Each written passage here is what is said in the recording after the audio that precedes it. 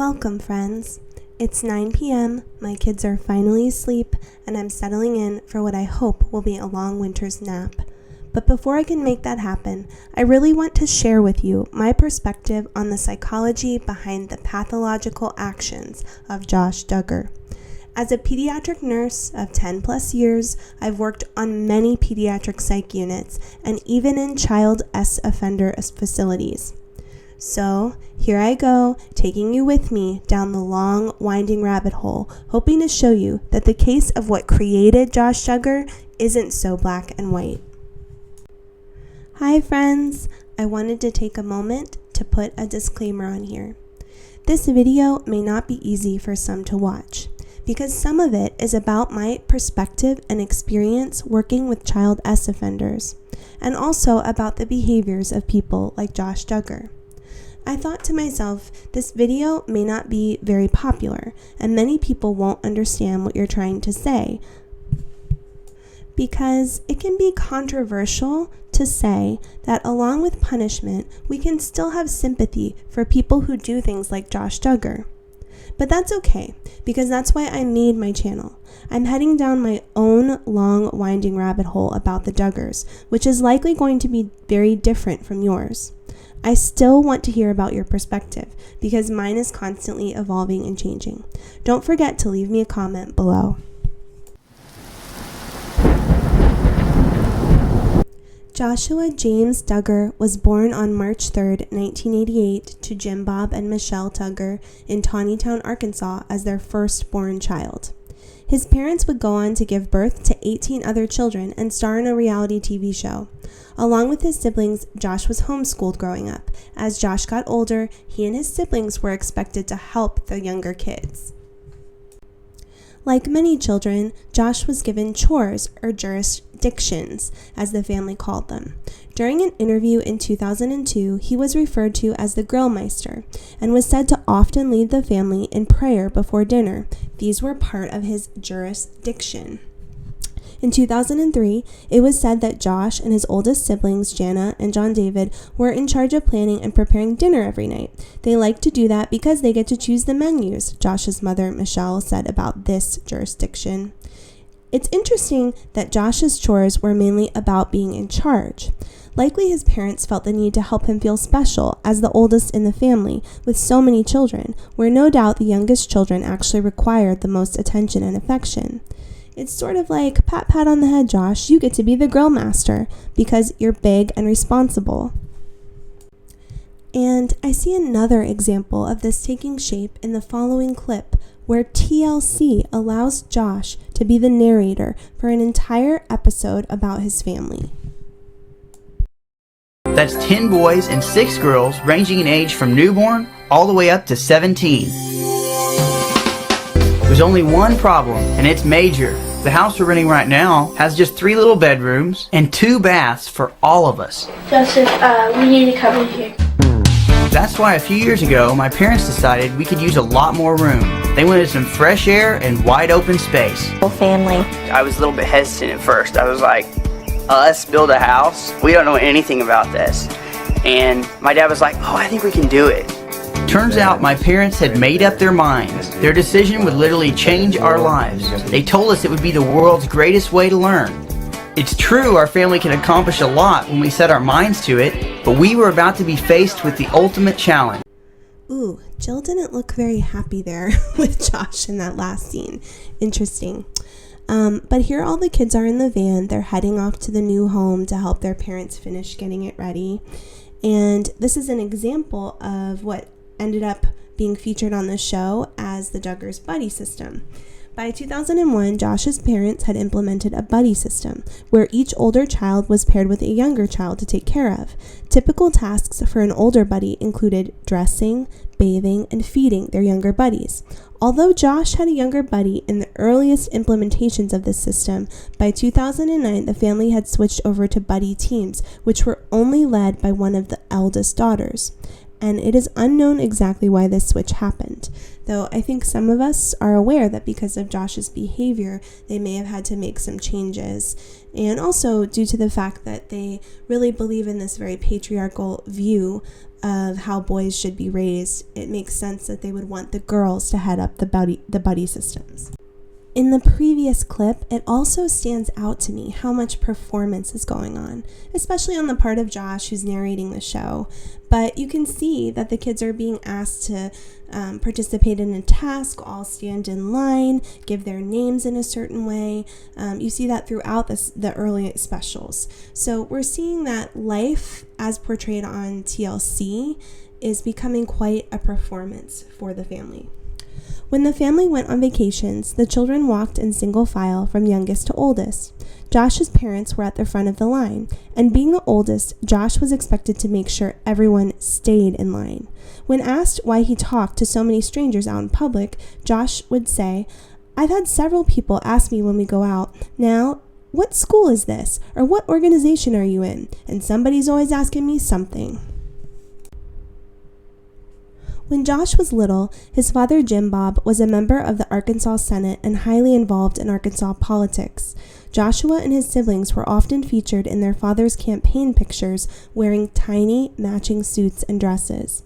These advertisements gave the impression of a well-groomed, well-oiled, well-behaved, large religious family supporting their father. Allegedly, Jim Bob was perceived as slightly obsessed with the idea that Josh would take over his political empire when he grew up. According to friends and acquaintances at the time, Jim Bob referred to Josh as the little governor and heavily included him in all of his political escapades. Jim Holt is an Arkansas politician who used to be close friends with Jim Bob and his family. When Josh was young, the Duggars and the Holts were all part of the same church called Bible Grace Fellowship Church. Jim Bob supported Holt, and Joshua volunteered in Holt's political campaigns. Holt was first elected to the Arkansas House of Representatives in 2000 general election. He served in the House from 2001 to 2003, during which time he sponsored a bill designed to prohibit the teachings of theory of evolution in Arkansas public schools. So, definitely a conservative politician. Holt was elected to the Arkansas Senate in the 2002 general election and served there until December 31, 2006. The Holts also have a large, quiverful family, and it has recently been confirmed that Josh was at one time betrothed to the Holt's daughter, Kaylee Holt. However, sources close to the Duggar family during these early days report that Josh's behavior, possibly including the accessing of pee during the Holt's campaign for re-election, was blamed for Jim Holt losing that election. Recently, during his trial for CP, the Holt parents testified that during this time, Josh admitted to inappropriately touching his sisters on multiple occasions from the age of 12 to 14. This admission led to the breaking of the betrothal between Kaylee and Josh and an eventual falling out between the two families who allegedly don't spend time together or attend the same church anymore. Throughout Josh's early life, his family prescribed heavily to the Baptist faith and practiced quiverful ideology under the IBLP. As previously mentioned, Josh has admitted to having both a pee addiction and a history of SAing his own siblings. A deep dive into the narrative of friends and family around the Duggars at this time provides us with the following insight. The Duggars lived in a small 3-bedroom home with their children until they had their 17th child. In this home, Josh shared a bedroom with his 9 male siblings. In the 14 Kids and Pregnant Again series, we see that the children slept on top of one another in bunk beds in these bedrooms. However, it's been reported by family members that there was general chaos in the home. A family friend who claims to have lived with the Duggars for a short period of time stated that Michelle had a back problem due to her many pregnancies, so she actually slept in a recliner in the living room. The girls slept in their own bedroom together. However, this family friend states that for the period of time he lived with the Duggars, a second family stayed in this 3-bedroom home. This family all living in the boys' bedroom together. The family stayed with the Duggars to help them with building their new house. During this time, all 9 Duggar boys slept with Jim Bob on his bed and on the floor in his room in order to make room for the second family. Generally, reports are that the home was messy, loud, disorganized, and even smelly, as one might expect when so many people are living in a small area. Additionally, there were only 2 bedrooms in the home. Reportedly, children took extremely short baths or showers all throughout the day, constantly having to make room for the next sibling before all hot water was gone. Messiest kids went first. Can you imagine being a young boy going through puberty in the midst of all this chaos? And also being the first child to hit this milestone in the family? You must feel somewhat alone without many people to talk to about your feelings or any privacy to explore your body, as is considered normal during puberty. Also, it appears as though the Duggars frequently had other families and acquaintances coming in and out of their home. Joshua went for short periods of time living on an RV and a camper as he helped out on the campaign trail. I see a real lack of privacy and guidance going on during this critical time of Joshua's development.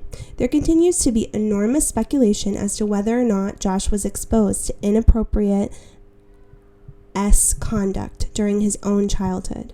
In the midst of so much chaos, I can imagine that it's a real possibility. Early on in the Duggar specials, we see that the family created and maintained a computer room in their home. And guess who was seemingly in charge of it? The early videos seem to uphold the idea that Josh had a natural knack for building and using computers. Josh's parents also publicly credit him for videotaping their family, editing it, and helping get the whole documentary thing off the ground. They act like Josh is a future star film producer, politician, and genius computer expert. From my point of view, Jim Bob and Michelle put a lot of weird rules and guidelines in place for Joshua.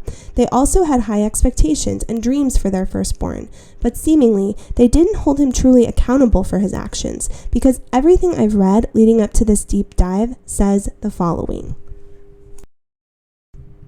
Within the Duggars church, it is assumed all males have overwhelming, uncontrollable urges. It is a huge part of the doctrine that men must fight against these urges on a constant basis. Looking at what Justin from I Pray You Put This Journal Away had to say, the church constantly spoke in vague and sometimes confusing terms about these urges. Lots of responsibility was put on females to help protect and control the women in their lives. For example, it's highlighted on the Duggars show that when the kids are out and about in public, it's left up to the girls to yell out, "Nike!" as a code word for their brothers to look down, because they've identified a quote-unquote eye trap, like a girl wearing shorts or a mom who is breastfeeding. Can you imagine being a boy going through puberty and you have to look down at the floor when your sisters yell Nike? In one of the shows, the Duggar kids are finally allowed to watch a news broadcast because Jim Bob and Michelle are appearing on TV. But at the start of the recording, little Joanna jumps up and covers part of the TV screen for the boys. Later, she tells us she had to cover something inappropriate so the boys wouldn't see it.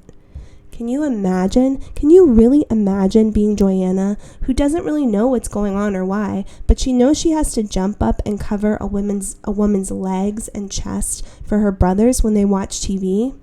Can you imagine being one of those boys, constantly having your attention immediately drawn to what you're not supposed to look at?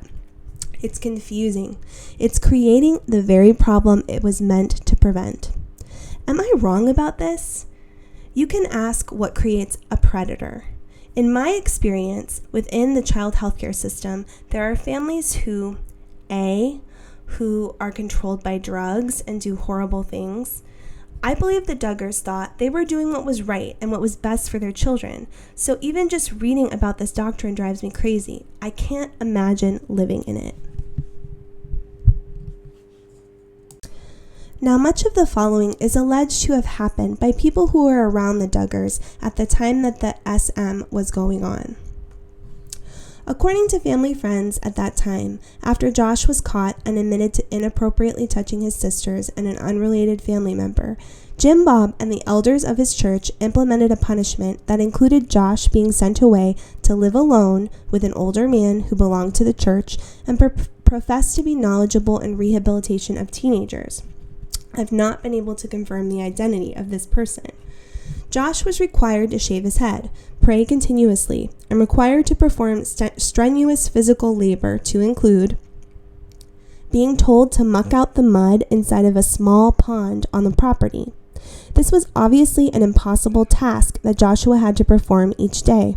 Allegedly, the purpose of this task was to implant in Joshua's psyche that once a mind is filled with filth, it cannot be easily cleaned out. Josh was also required to come home for short periods of time during his punishment and would be made to stand up in front of the church with his head shaved and give reports on the work he was doing. It's said that the Duggar sisters would be seen crying during these reports. Look, I'm so far from a perfect parent, but I can't imagine it being a good way to nurture or to try to improve the psyche of both your son and his victims to do this in front of an entire church. So, shame, guilt, punishment, and forgiveness were a warped part of Josh Duggar's childhood. When TLC first came to the house and started filming the family, Josh was allegedly going through his church-prescribed punishment. He was living with the church member identified as being good at helping lost youth. His head was shaved, and he had to muck out the pond. Footage in the early episodes seemed to confirm this, as we oddly see Josh as the only Duggar boy with his head fully shaved. So, Josh was being brought home for the filming. How crazy to be living in two alternate worlds. In one headspace, you are the older brother who SM'd your younger siblings and has been sent away for a lonely and physically grueling punishment. But in the other headspace, you must arrive home, smile for the camera, and help your family portray perfection on TV. It's no surprise you would grow to believe keeping secrets is an essential part of life. And what's most important is what you portray to the world around you, not what is actually present in your heart. This is truly evident in every behavior we've seen from Josh as an adult. The teachings of the IBLP and ATI include that any inappropriate thought is a sin on par with the sin of actually completing that behavior. So, basically, in Josh Duggar's world, feeling attracted to a model in a magazine would be just as sinful as R-ing a random stranger on the street. Being annoyed with having to complete your chores is just as sinful as murdering a friend in anger. And we are all sinners, always dirty and sinful, no matter how hard we try. The only way to salvation is to constantly confess your sins, trying to follow the rules of the church, and be blessed with countless offspring as a reward.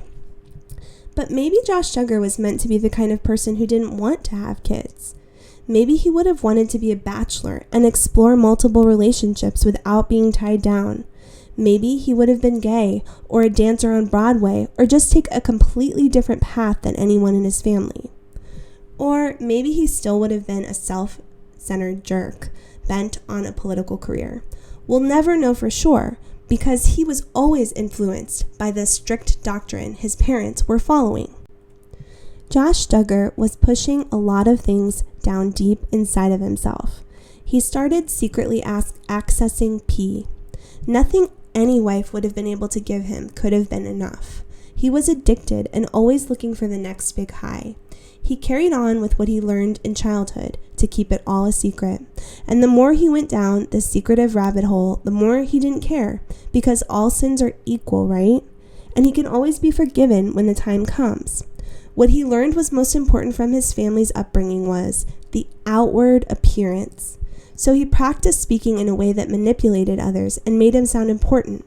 He became a salesperson at his car lot and honed his skills of persuasion with a bigger kind of lifestyle in mind for the future. He sat and waited patiently until it was his time to move to Washington, D.C. and play with the big boys. In D.C., he was so far away from his overly controlling and strict family for the first time in his life. He was likely surrounded by a lot of somebodies, all competing to be the next biggest somebody. I'm sure many people he knew were cheating on their spouses, being dishonest, taking bribes, etc. This was his first time completely surrounded by people other than his siblings, and he let loose. Evidence shows he was actively cheating for a long time before it was exposed. His pee addiction was also out of control. So, why am I telling you all of this? Do I want you to sympathize with Josh Duggar? No. I'm writing this, reading it to you, and putting it into a video to remind myself of all I've learned over the years.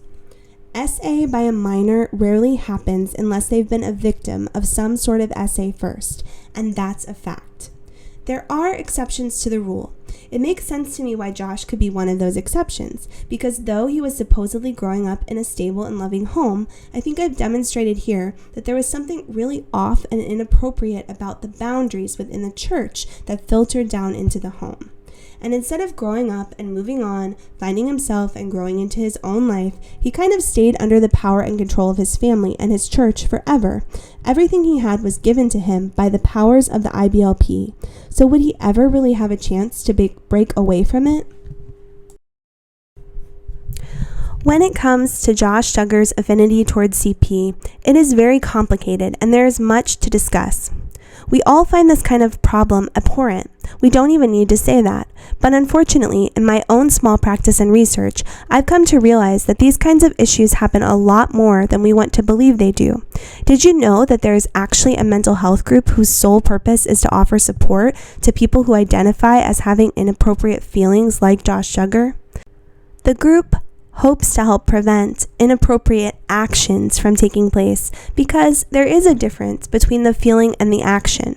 Insanity, you might think, until maybe you have a son or a cousin or an aunt who has a problem like this. You love them, and even if they need to go to jail and be kept away from society, you may still want some kind of relationship with them. That sounds completely weird, right? But I'm here to tell you, I've seen it happen all the time. What you think would happen in families and what actually happens in the real child S offender facilities I've worked in would really blow your mind. It turns out people don't like giving up on their kids or their siblings, and reconnection with boundaries is actually often supported in therapy by real psychiatrists and therapists. Now, let me get this straight. Every case is completely unique.